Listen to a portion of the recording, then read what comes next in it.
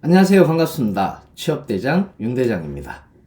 매주 여러분들이 놓치지 않아야 할, 여러분들이 궁금해 하실 만한 공기업 채용 소식을 전달해 드리기 위한 주간 공기업 2월 넷째 주 시작하겠습니다. 이번 주 채용 공고는 곰쌤 김동민 선생님이 채용 뭐하니?로 정리를 해주셨으니 확인해 주시고요. 저하고는 지역별 통합 채용을 한번 체크해 보도록 하겠습니다. 현재 경기도와 경상북도에서 주목할 만한 통합채용 공고가 나왔습니다. 통합채용이란 채용 시기를 기관끼리 모두 같이 해서 필기시험을 같은 날 보는 것을 이야기합니다. 경기도 통합채용은 3월 6일부터 13일까지 접수를 받고요. 필기시험은 3월 30일에 진행될 예정입니다.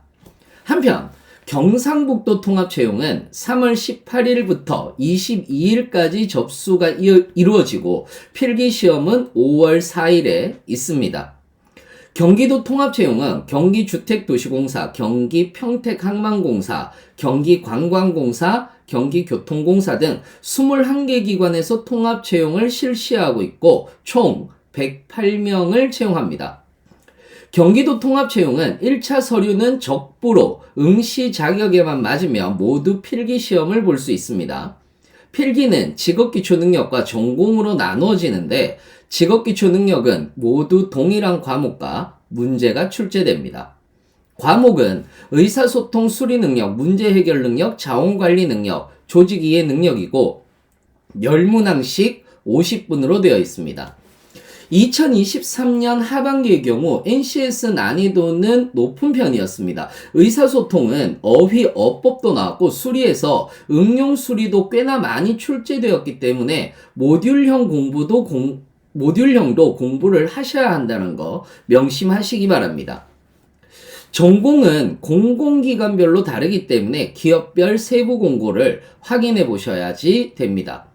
그 중에서 가장 많이 채용하는 공공기관은 GH공사라고 불리는 경기주택도시공사가 23명으로 가장 많이 채용을 하고 있습니다.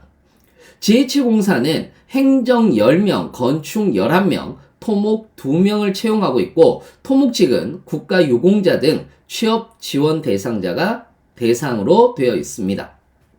필기시험은 직업기초능력과 전공을 보는데 직업기초능력은 앞서 말한 바와 같이 공통 영역이고 전공에서 행정직은 경영학과 회계학으로 단일 전공을 하는 분들이 지원하는 경우가 매우 많다라고 보시면 됩니다. 건축은 건축계획학과 건축시공학 과목을 보고 있고요. 토목은 토질역학 과목을 보기 때문에 기술직 분들은 평소 공부하는 과목보다는 적다라는 것을 확인할 수 있습니다. 경상북도 통합채용은 경상북도 개발공사, 경상북도 문화관광공사, 경북문화재단 등 17개 기관에서 통합채용을 실시하고 총 54명을 채용하고 있습니다. 경상북도 통합채용은 경기도 통합채용과 마찬가지로 직업기초능력이 모두 동일한 과목으로 의사소통 수리능력, 문제해결, 자원관리, 조직이해가 나오는데 난이도는 경기도 통합채용보다는 조금 낮은 편입니다. 지금까지는 모듈형에 가깝게 나왔기 때문에 모듈형 통합 봉투 모의고사 등을 풀어보고 들어가는 것을 추천드립니다.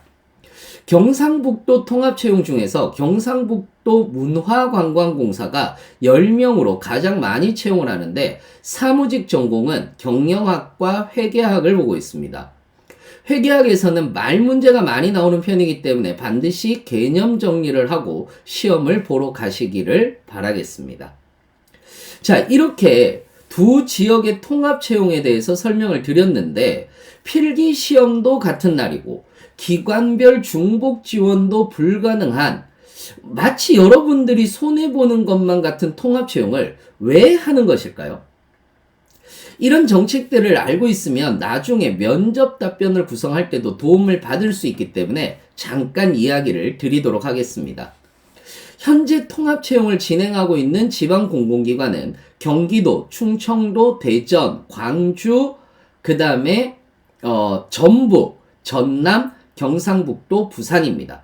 이렇게 통합 채용을 하는 이유는 채용 과정에서 중복 작업을 줄이고 자원을 효율적으로 사용할 수 있다는 것, 즉 비용 절감 때문이죠. 두 번째는 지역인재 채용 활성화입니다. 2023년까지만 하더라도 경상북도는 지역 제한을 두지 않았습니다. 하지만 이번 경상북도 통합 채용은 지역 제한을 도입했습니다. 이러한 채용 전략은 지역의 우수 인재를 발굴하고 유지함으로써 지역 경제를 활성화하고 지방 소멸 문제를 완화하는 데 그 목적을 두고 있다고 생각할 수 있습니다.